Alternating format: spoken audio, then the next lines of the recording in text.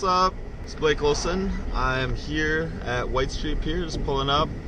Last summer, while in Key West, my friends at Matt Kite asked me to try out some foil boards. Always up for trying something new, I said, why not? Back then, if you were to ask me what I thought of foil boarding, I wouldn't have had much of an opinion. After a summer of progression, countless sessions, even when there was next to no wind, well, now I'd tell you foil boarding is the future. Not only that, but it's for everyone. Whether you're looking to get out in 8 knots and ride the magic carpet, or you want to up your game and try some tricks. Not too many people are throwing tricks on foils yet, but the progression is next to limitless. From front rolls to backmobes, if you can do it on a twin tip, chances are it's possible on a foil. Sometimes I'll ride out a few miles, throw a mask on my head to check out the reef and all of its wildlife. They call it a magic carpet for a reason. It's quiet. You encounter a lot more sea life when you're out there not making any noise. Most of the time, I'll make trick tips or reviews per request for you guys. This week, however, I really wanted to talk to you about foil boarding and why you need to try it.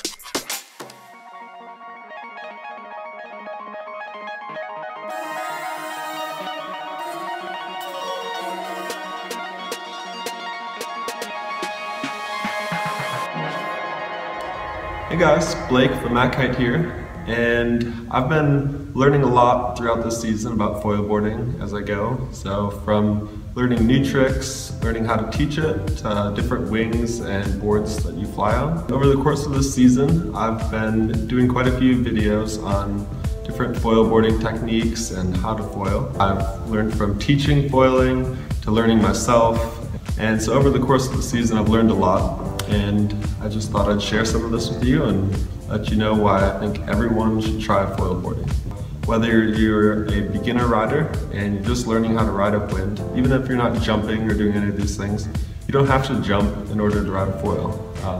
Foil is for everyone, so you could be a beginner rider who's just learning how to ride upwind, all that. Once you learn how to get up on the foil, you'll be riding upwind. So where if you're an advanced rider who rides strictly boots and only does wake style tricks, and you only go out in over 20 knots and you only kite on the perfect days, I still think you should try it as well. To people who only ride strapless surfboards, people who race, freestyle, air style, wake style, every single style that you have, I think all of you should try it, because not only is it a lot of fun, but it gets you out when no one else is out, and that really improves your skills in light wind riding, and it's just a whole different experience getting out. Like when you go out and it's blowing really hard and there's big waves that chop, or it's just really, it's kind of more of an intense feeling, and a lot of people like that, and I love that as well.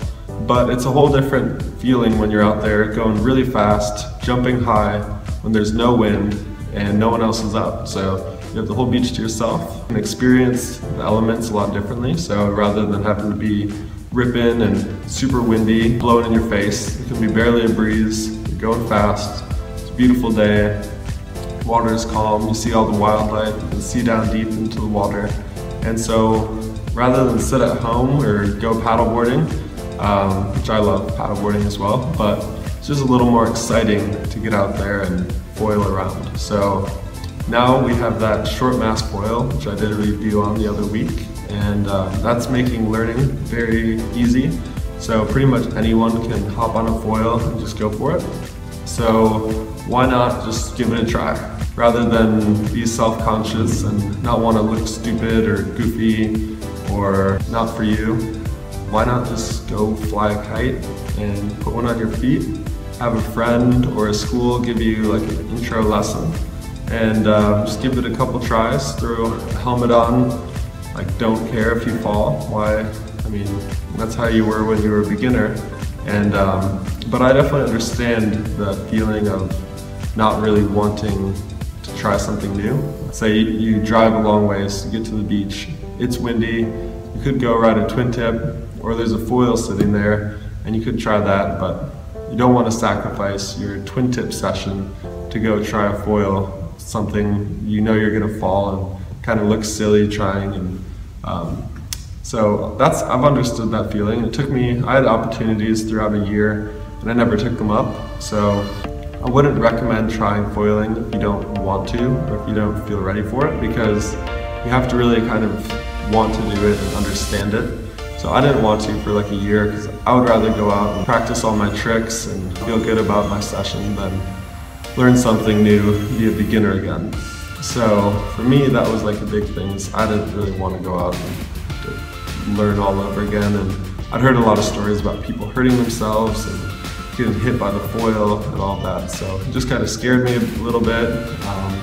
Looked kind of goofy, I thought, and I just was fine doing my regular twin tip. So for me, I understand that, but now that I've gotten into foiling a lot, I love being upside down, and I love doing tricks, and I love being inverted in all sorts of ways in any aspect that I can. So whether it be skiing, snowboarding, wakeboarding, kiteboarding, standing on the ground doing a backflip to get pumped, jumping in the water, like I love doing all those things. So for me, I just thought, all right, it's light wind, I can't really stay upwind right now or get the proper amount of power I need to do back rolls and all the tricks I want to do. So I tried foil boarding, but I just went out there and for like 2 hours just got wrecked and just had no clue about any of the concepts of the foil, didn't know what to do, just kept launching out of the water, coming down, crashing the kite, light wind relaunching, all of that. But it was just fun to be a beginner again,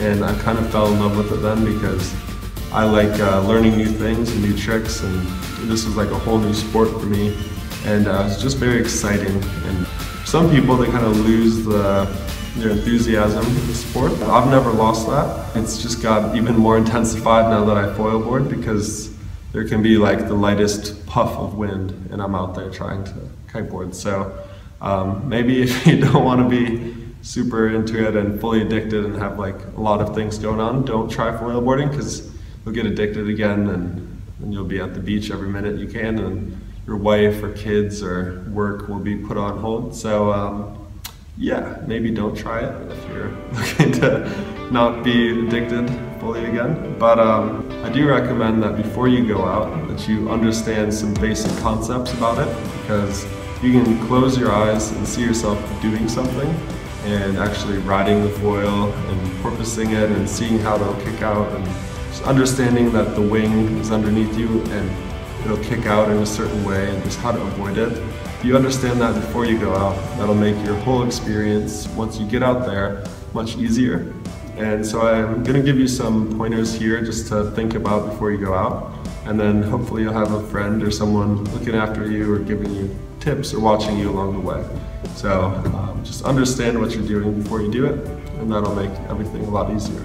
There's a lot of ways you can start. You can just grab a foil, try it out. But before you go, just think about trying in the right conditions. If your kite is falling out of the sky, barely staying up in the air, that's how I taught myself, so you can do it. But it's not ideal to try. So make sure you go out in the right conditions. So you don't want to be nuking, because the foil, once you get up, it just has a lot of power and speed. So you don't want to go out when it's really windy and overpowered. And so you want to ride at least 2 sizes smaller of a kite. So if you usually would be riding 12 for a twin tip, ride like a 10 or a 9. And just be a little bit underpowered, and don't try and just get up and ride on top of the foil right away. So when you're starting out, just try and get up and ride flat on the board. Just ride it like a regular board. So you're going out in light conditions, and your foil creates a lot of speed. But once you fall, then your speed is stopped, and then the kite can fall out of the sky. Make sure that before you go out, you properly know how to light wind relaunch, how to self-rescue, and how to control your board in the water. You want to be able to body drag pretty well, because you gotta not only body drag, but you have to body drag the board with the wing attached to it. So that makes the whole thing a bit more tricky, but anyone can do it. You just gotta be committed to it and just really go for it. So I would recommend watching videos on how to foil. I've made a few myself, and I'm sure there's a lot better ones. And good ones out there for you to check out. So just check out a lot of foil videos and really understand the concepts before you go out so that you can have the ideas in your mind. And if you just go for it, a lot can go wrong. But if you understand the concepts and then commit to it and go for it, then a lot can go right. And if something does go wrong, you know what to do. I'm not going to do a full intro on teaching you how to foil. I've already done one of those, and I'm sure I can make a better one now that I've been foiling this whole year. Then just go for it and try it out, and then you'll have a new sport, a new hobby, be able to get out in any conditions, have a good time, and I'll teach you any trick you want to learn along the way that I can do, and maybe you guys will teach me some tricks as well. I'm really looking forward to getting all of you guys into foil boarding in any way that I can help. I'm teaching foil boarding here in Doha, Qatar with Cameron at Yellow Kiteboarding School. And then I'm in November headed to Vietnam for 5 months, and I'll be doing advanced kiteboarding lessons and foil boarding lessons as well. So we run in some kite expeditions out of sea to sky kiteboarding. So that'll be a pretty fun season as well, and then I'll head back to the States and meet up with a lot of my friends at Mac Kite over there. So I hope I have convinced you guys to just give it a try, and please let me know how it goes. Like and subscribe to our YouTube channel, and keep me posted on how you're doing and what you'd like to learn. So, adios.